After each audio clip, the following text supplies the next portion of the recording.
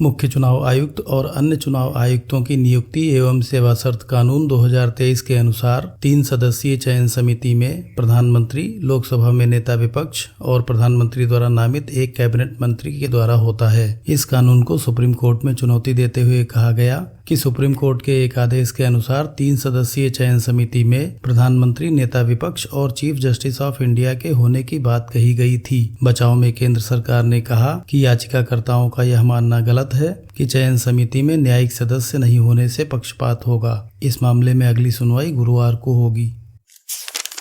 रूस और यूक्रेन के बीच सामंजस्य बनाने की रणनीति पर भारत प्रधानमंत्री नरेंद्र मोदी के नेतृत्व में लगातार आगे बढ़ रहा है। प्रधानमंत्री नरेंद्र मोदी ने बुधवार को दोनों देशों के राष्ट्रपतियों से अलग अलग बात की और कहा कि दोनों देशों के टकराव का समाधान वार्ता एवं कूटनीति से ही संभव है। दोनों देशों के राष्ट्रपति कम से कम इस बात पर आश्वस्त हैं कि भारत में होने वाले आम चुनाव में प्रधानमंत्री नरेंद्र मोदी एक बार फिर विजयी होंगे। दोनों देशों के राष्ट्रपतियों ने चुनाव के बाद प्रधानमंत्री नरेंद्र मोदी को अपने देश की यात्रा पर आने के लिए आमंत्रित किया है।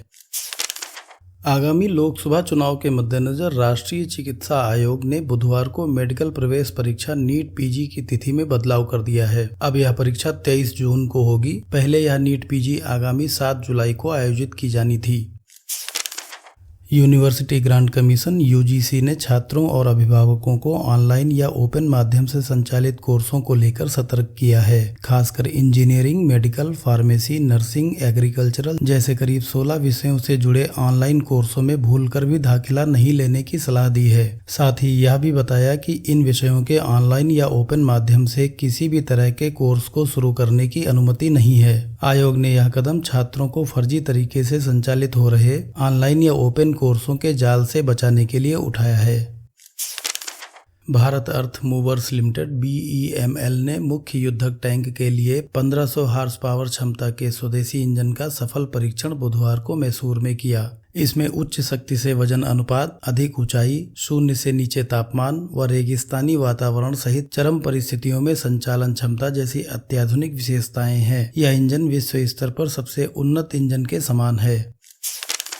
वैश्विक बाजारों में सकारात्मक रुझानों, मजबूत प्रत्यक्ष कर संग्रह और रिलायंस, ITC तथा SBI जैसी बड़ी कंपनियों में खरीदारी की वजह से भारतीय बाजार गिरावट से उबरकर बुधवार को कुछ बढ़त के साथ बंद हुए। पिछले 12 महीनों में स्मॉल और मिड कैप कंपनीज ने लार्ज कैप कंपनीज की तुलना में 50% तक अधिक रिटर्न्स दिए हैं। स्मॉल कैप कंपनीज का मार्केट कैपिटलाइजेशन 5,000 करोड़ रुपए या इससे कम होता है। मिड कैप कंपनीज का मार्केट कैपिटलाइजेशन 5,000 करोड़ रुपए से 20,000 करोड़ रुपए के बीच होता है और लार्ज कैप कंपनीज का मार्केट कैपिटलाइजेशन 20,000 करोड़ रुपए या इससे अधिक होता है।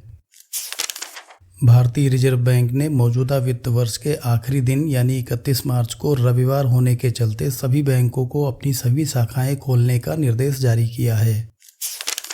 2024 के फरवरी माह में 18.2 लाख करोड़ रुपए का लेन देन UPI के माध्यम से किया गया। वहीं जनवरी में 18.4 लाख करोड़ रुपए का लेन देन हुआ। देश में प्रतिदिन औसतन 40,000 करोड़ रुपए से लेकर 80,000 करोड़ रुपए तक का लेन देन UPI ट्रांजैक्शन से होता है।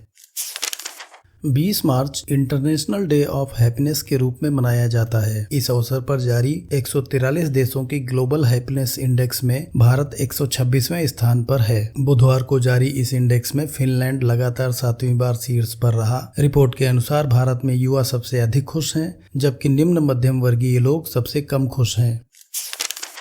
PV सिंधु, किदम्बी श्रीकांत और लक्ष्य सेन ने अपना शानदार प्रदर्शन जारी रखते हुए Swiss open super 300 badminton tournament के पुरुष सिंगल्स के दूसरे दौर में प्रवेश किया।